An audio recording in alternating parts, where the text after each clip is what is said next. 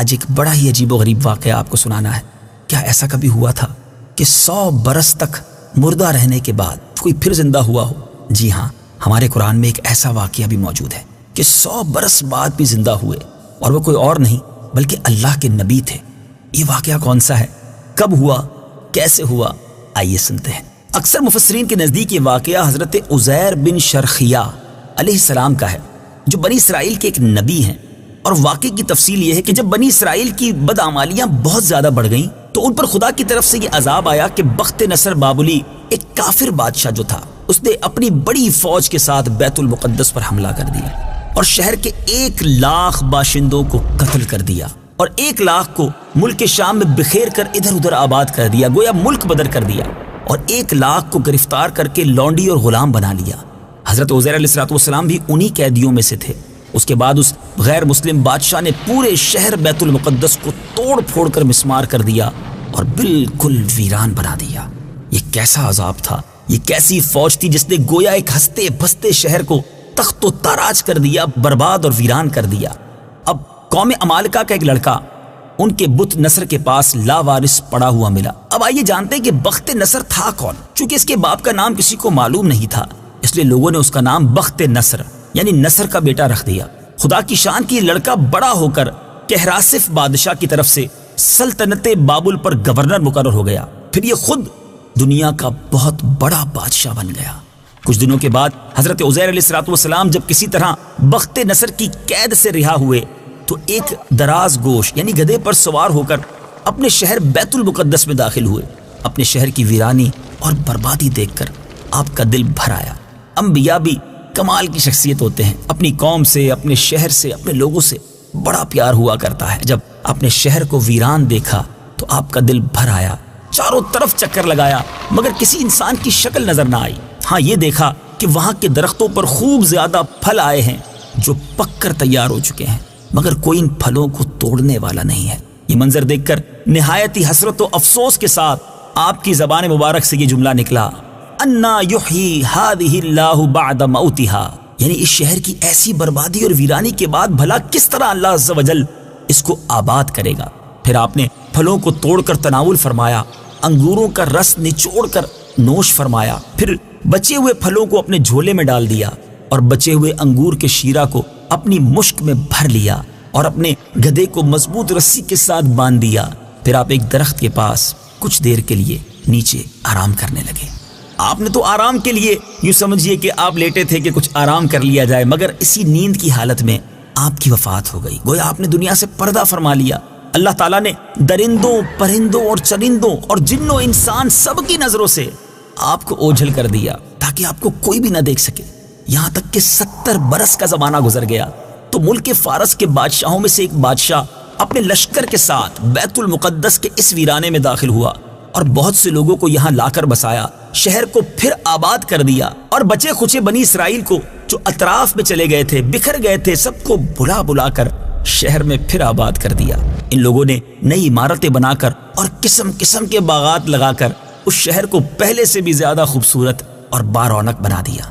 ذرا غور کیجئے، ایک وہ نقشہ ہے بیت المقدس کا جب ویران ہے، لوگ بھی باہر جا چکے ہیں، کئی لوگ غلام بن چکے ہیں، 1,00,000 کے قریب لوگ ہلاک ہو چکے ہیں۔ ایک شہر تھا جس میں کوئی نہ تھا اور اب 100 سال کے قریب عرصہ گزرا ہے اور شہر پھر سرسبز و شاداب ہے، پھر عمارتیں ہیں، پھر لوگ آباد ہیں۔ جب حضرت عزیر علیہ السلام کو 100 برس وفات کی حالت میں گزر گئے تو اللہ تعالیٰ نے آپ کو زندہ فرمایا۔ آپ نے دیکھا کہ آپ کا گدھا مر چکا ہے اور اس کی ہڈیاں بھی گل سڑ کر ادھر ادھر بکھری پڑی ہیں، مگر تھیلے میں جو پھل تھے اور مشک میں رکھا ہوا انگور کا جو شیرہ تھا، جو انگور کا جوس تھا، بالکل خراب نہ ہوا تھا۔ نہ تو پھلوں میں کوئی بو تھی، نہ تغیر تھا، نہ شیرے میں کوئی بدمزگی تھی۔ اللہ غنی۔ آپ نے یہ بھی دیکھا کہ آپ کی سر اور داڑھی کے بال بھی کالے تھے، یعنی آپ 40 برس کی عمر میں گویا آرام کرنے لیٹے تھے، آپ کو وفات دے دی گئی۔ 100 برس بعد جب آپ اٹھے تو آپ اب بھی گویا 40 برس کے ہی دکھتے تھے۔ آپ حیران ہو کر سوچ و بچار میں پڑے تھے کہ اللہ عز و جل نے آپ پر وحی بھیجی اور اللہ تعالیٰ نے آپ سے دریافت کیا کہ اے عزیر، آپ کتنے دنوں تک یہاں رہے؟ آپ نے خیال کر کے کہا کہ میں تو صبح کے وقت سویا تھا، اب عصر کا وقت ہو گیا ہے، اور جواب دیا کہ میں دن بھر یا دن سے کچھ کم وقت سوتا رہا۔ اللہ تعالیٰ نے فرمایا کہ اے عزیر، تم پورے 100 برس یہاں ٹھہرے، اب تم ہماری قدرت کا نظارہ کرنے کے لیے ذرا اپنے گدھے کو دیکھو، اس کی ہڈیاں گل سڑ کر بکھر چکی ہیں، اور اپنے کھانے پینے کی چیزوں پر نظر ڈالو کہ ان میں کوئی خرابی اور بگاڑ پیدا نہیں ہوا ہے۔ پھر ارشاد فرمایا کہ اے عزیر، اب تم دیکھو کہ کس طرح ہم ان ہڈیوں کو اٹھا کر ان پر گوشت پوست چڑھا کر اس گدھے کو پھر زندہ کرتے ہیں۔ پھر چنانچہ حضرت عزیر علیہ السلام نے اب جب اپنے گدھے کو دیکھا کہ اچانک بکھری ہوئی ہڈیوں میں حرکت پیدا ہوئی اور ایک دم ہڈیاں جمع ہو کر اپنے اپنے جوڑ سے مل کر گدھے کا ڈھانچہ بن گیا، پھر لمحہ بھر میں اس ڈھانچے پر گوشت پوست بھی چڑھ گیا اور گدھا زندہ ہو کر اپنی بولی بولنے لگا۔ یہ دیکھ کر حضرت عزیر علیہ السلام بلند آواز سے کہنے لگے، اعلم ان اللہ علی کل شیء قدیر۔ ترجمہ، میں خوب جانتا ہوں کہ اللہ ہر چیز پر قادر ہے۔ اس کے بعد حضرت عزیر علیہ السلام شہر کا دورہ فرماتے ہوئے اس جگہ پہنچ گئے جہاں 100 برس پہلے آپ کا اپنا مکان تھا۔ کسی نے آپ کو نہ پہچانا، نہ آپ نے کسی کو پہچانا۔ ہاں، البتہ یہ دیکھا کہ ایک بہت ہی بوڑھی اور اپاہج عورت مکان کے پاس بیٹھی ہے جس نے اپنے بچپن میں حضرت عزیر علیہ السلام کو دیکھا تھا۔ آپ نے اس سے پوچھا کہ کیا یہی عزیر کا مکان ہے؟ تو اس نے جواب دیا کہ جی ہاں۔ پھر بڑھیا نے کہا کہ عزیر کا کیا ذکر ہے، ان کو تو 100 برس ہو گئے ہیں کہ وہ بالکل ہی لاپتہ ہو گئے ہیں۔ اور یہ کہہ کر بڑھیا رونے لگی، اور آپ نے فرمایا کہ اے بڑھیا، میں ہی عزیر ہوں۔ تو بڑھیا نے کہا کہ سبحان اللہ، آپ کیسے عزیر ہو سکتے ہیں؟ آپ نے فرمایا کہ اے بڑھیا، مجھ کو اللہ تعالیٰ نے 100 برس تک مردہ رکھا، پھر مجھ کو زندہ فرمایا اور میں اپنے گھر آ گیا ہوں۔ تو بڑھیا نے کہا کہ حضرت عزیر علیہ السلام تو ایسے باکمال تھے کہ ان کی ہر دعا مقبول ہوتی تھی۔ اگر آپ واقعی حضرت عزیر علیہ السلام ہیں تو میرے لیے دعا کیجئے کہ میری آنکھوں میں روشنی آ جائے، میرا فالج اچھا ہو جائے۔ حضرت عزیر علیہ السلام نے اللہ کی بارگاہ میں دعا کی، بڑھیا کی آنکھیں بھی ٹھیک ہو گئیں اور اس کا فالج بھی ٹھیک ہو گیا۔ پھر اس نے غور سے آپ کو دیکھا تو پہچان لیا اور بول اٹھی کہ میں شہادت دیتی ہوں کہ آپ یقیناً حضرت عزیر علیہ السلام ہیں۔ پھر وہ بڑھیا آپ کو لے کر بنی اسرائیل کے محلے میں گئی۔ اتفاق سے وہ سب لوگ ایک مجلس میں جمع تھے۔ اب وہاں جا کر یہ بات سمجھانا بڑا مشکل تھا کہ ایک 40 سال کا شخص جو ہے وہ دعویٰ کر رہا ہے کہ میں حضرت عزیر علیہ السلام ہوں، اور کیونکہ آپ اگر اس حساب سے دیکھیں تو حضرت عزیر علیہ السلام کی عمر اس وقت 140 برس ہونی چاہیے تھی۔ بہرحال اسی مجلس میں آپ کا لڑکا بھی موجود تھا جو 118 برس کا ہو چکا تھا، اور آپ کے چند پوتے بھی تھے جو سب بوڑھے ہو چکے تھے۔ بڑھیا نے مجلس میں شہادت دی اور اعلان کیا کہ اے لوگوں، بلا شبہ یہ حضرت عزیر علیہ السلام ہیں۔ مگر کسی نے بڑھیا کی بات کو نہ مانا۔ اتنے میں ان کے لڑکے نے کہا کہ میرے باپ کے دونوں کندھوں کے درمیان ایک کالے رنگ کا مسا تھا جو چاند کی شکل کا تھا۔ چنانچہ آپ نے اپنا کرتا اتار کر دکھایا تو وہ مسا بھی موجود تھا۔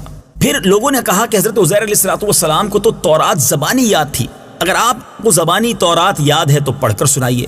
آپ نے بغیر کسی جھجک کے تورات شریف سنا دی۔ لوگوں میں سے تو کسی کو یاد نہیں تھی، اور بخت نصر بادشاہ نے بیت المقدس کو تباہ کرتے وقت 40,000 تورات کے عالموں کو چن چن کر قتل کر دیا تھا، اور تورات کی کوئی جلد بھی زمین پر باقی نہ چھوڑی تھی۔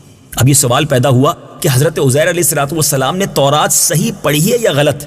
تو ایک آدمی نے کہا کہ میں نے اپنے باپ سے سنا ہے کہ جس دن ہم لوگوں کو بخت نصر نے گرفتار کیا تھا تو اس دن ایک ویرانے میں ایک انگور کی بیل کی جڑ میں ہم نے تورات شریف کو دفن کیا تھا۔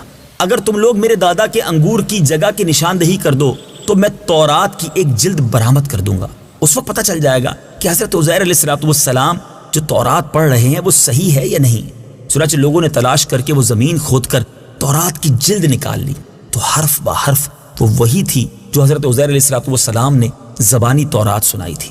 یہ عجیب و غریب اور حیرت انگیز ماجرا دیکھ کر سب لوگ یک زبان ہو کر کہنے لگے کہ بے شک یہ حضرت عزیر علیہ السلام ہی ہیں۔ میٹھے اور پیارے اسلامی بھائیوں، شاید یہ بڑی عجیب و غریب بات بھی ہے، اور یہ بڑا عجیب و غریب سوال بھی ہے کہ کیا دنیا میں کوئی ایسا والد ہے جس کی عمر 40 سال ہو اور ان کے بیٹے کی عمر 118 سال ہو؟ ایسا دنیا میں ایک بار ضرور ہوا تھا جب حضرت عزیر علیہ السلام 100 سال کے لیے گویا دنیا سے پردہ فرما گئے تھے۔ یہ عجیب و غریب واقعہ قرآن مجید میں کہاں موجود ہے؟ یہ واقعہ بھی سورہ بقرہ میں ہے۔ آئیے سورہ بقرہ کی آیت نمبر 259 کی تلاوت بھی سنتے ہیں اور ترجمہ بھی سنتے ہیں۔ أو كالذي مر على قرية وهي خاوية على عروشها قال أنى يحيي هذه الله بعد موتها فأماته الله 100 عام ثم بعثه قال كم لبثت قال لبثت يوما أو بعض يوم قال بل لبثت 100 عام فانظر إلى طعامك وشرابك لم يتسنه وانظر إلى حمارك ولنجعلك آية للناس وانظر إلى العظام كيف ننشزها ثم نكسوها لحما فلما تبين له قال أعلم أن الله على كل شيء قدير. ترجمہ: یا کیا تم نے اس شخص کو نہ دیکھا جس کا ایک بستی پر گزر ہوا اور وہ بستی اپنی چھتوں کے بل گری پڑی تھی؟ تو اس شخص نے کہا اللہ انہیں ان کی موت کے بعد کیسے زندہ کرے گا؟ تو اللہ نے اسے 100 سال موت کی حالت میں رکھا، پھر اسے زندہ کیا. پھر اس شخص سے فرمایا تم یہاں کتنا عرصہ ٹھہرے ہو؟ اس نے عرض کی میں 1 دن یا 1 دن سے بھی کچھ کم وقت ٹھہرا ہوں گا. اللہ نے فرمایا نہیں بلکہ تو یہاں 100 سال ٹھہرا ہے، اور اپنے کھانے اور پانی کو دیکھ کہ اب تک بدبودار نہیں ہوا، اور اپنے گدھے کو دیکھ جس کی ہڈیاں تک سلامت نہ رہیں، اور یہ سب اس لیے کیا گیا ہے تاکہ ہم تمہیں لوگوں کے لیے ایک نشانی بنا دیں. اور ان ہڈیوں کو دیکھ کہ ہم کیسے انہیں اٹھاتے زندہ کرتے ہیں، پھر انہیں گوشت پہناتے ہیں. تو جب یہ معاملہ ان پر ظاہر ہو گیا تو وہ بول اٹھا میں خوب جانتا ہوں کہ اللہ ہر چیز پر قادر ہے.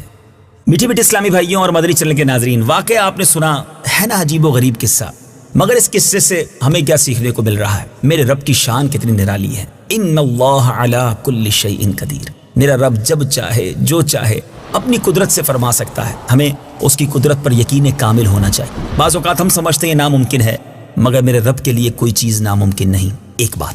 دوسری بات یہ کہ حضرت عزیر علیہ السلام کے اس واقعے میں اللہ تعالیٰ کی کیسی شان سننے کو مل رہی ہے کہ آپ کا ایک بال بھی سفید نہیں ہوتا، آپ 40 سال جتنے ہی دکھ رہے ہیں.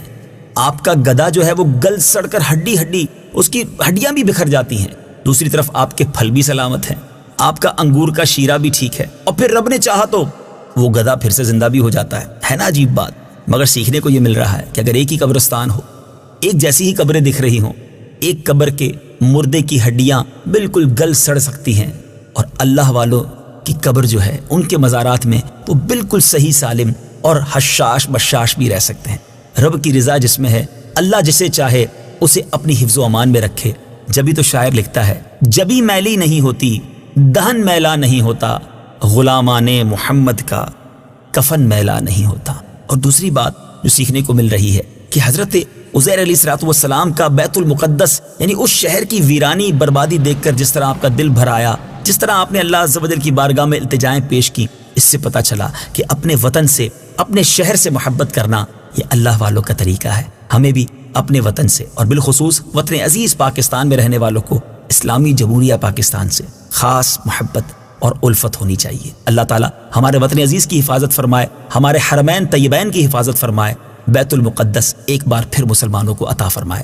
مدنی چینل دیکھتے رہیے. انشاءاللہ عز و جل اگلے سلسلے میں ایک اور مبارک قصہ لے کر حاضر ہوں گے. صلو علی الحبیب صلی اللہ تعالی علی محمد صلی اللہ علیہ وسلم. قرآن ہے میرا رہنما، قرآن شفا ہے، نور ہے قرآن، جلا دل کی میرا قرآن، رضا رب کی